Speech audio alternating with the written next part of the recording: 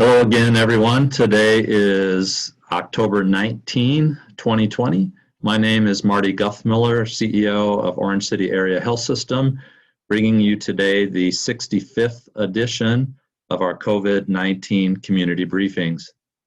As it is a Monday, we do have a local scoreboard, local update that we can provide, and so we'll start right off with that. We've had 694 positives at Orange City Area Health System of the 4,902 tests that we've completed over the duration of this pandemic.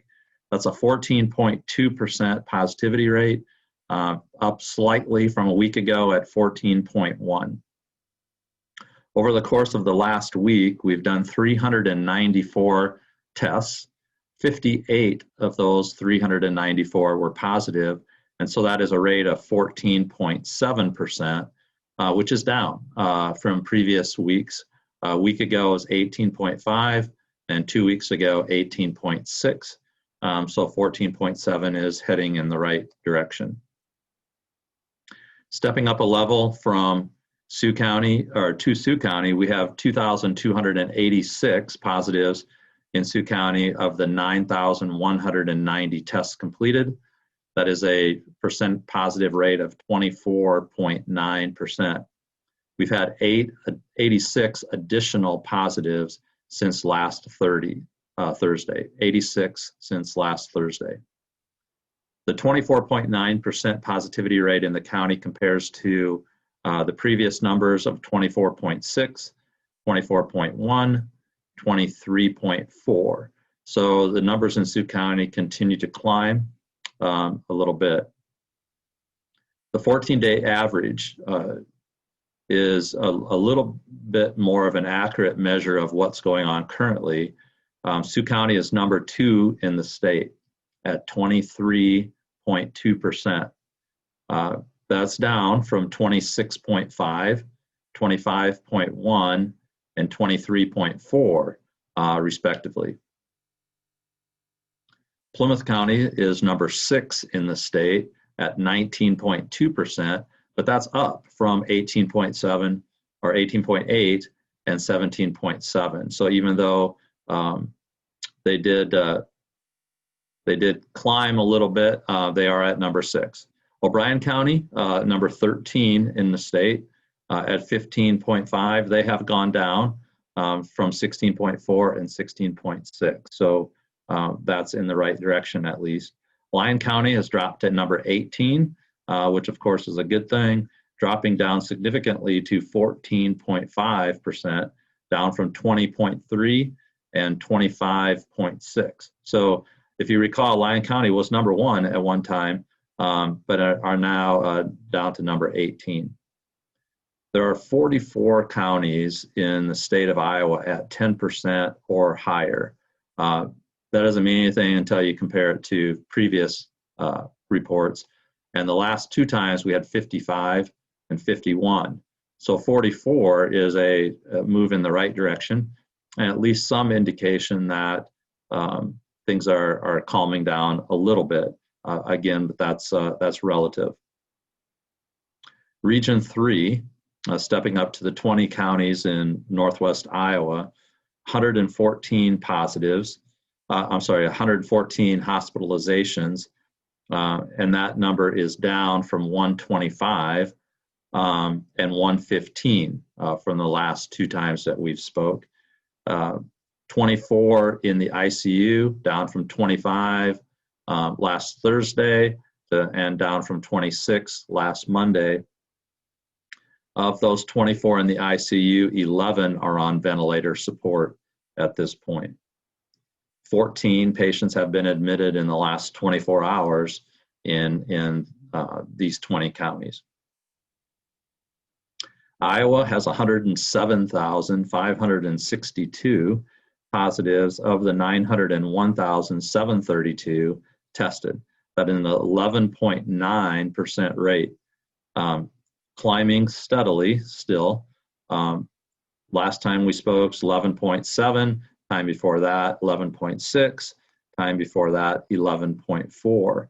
So Iowa continues to climb. In terms of positivities. In terms of hospitalizations statewide in the state of Iowa, as of today, which I believe was, I believe as of the 17th is the number that the coronavirus.iowa.gov website had as of this morning. The number of hospitalized in the state of Iowa is 432. That number is down slightly from 437, but so basically the same. Sioux County, that's most relevant to us, of course, had 18 hospitalized patients, down from 21. 18 is number 5 in the state in terms of the number of residents hospitalized. Plymouth County has 6, and they were at 6. Lyon County is 1, they were at 2. O'Brien County, 3, they were at 9. Woodbury, 40, number 1 in the state. So Woodbury has 40. They are up from 33. Polk County, number 2 in the state, has 38 residents hospitalized, and they are down down from 39. So back to Sioux County, we have 18 residents hospitalized somewhere, 432 in the state, which puts us at the number 5 position there. I'll talk a little bit in just a second about a little more detail on that. Deaths, 1,532, 1,532. That is plus 26 since Thursday. So that number continues to climb. Sioux County is officially at 11. Again, what we're seeing and is being reported across the state is nothing new in terms of who it is that is getting very sick and ultimately dying. Fits the same profile by and large. 89% continue to be above the age of 60, 61, and comorbid conditions certainly play a role in all of this. People are getting sick. Most not sick enough to, well, some not sick at all, some not sick enough to be hospitalized. A smaller number of that even that require hospitalization, and then an even smaller subset of that requires transfer or therapeutics beyond what we could do locally.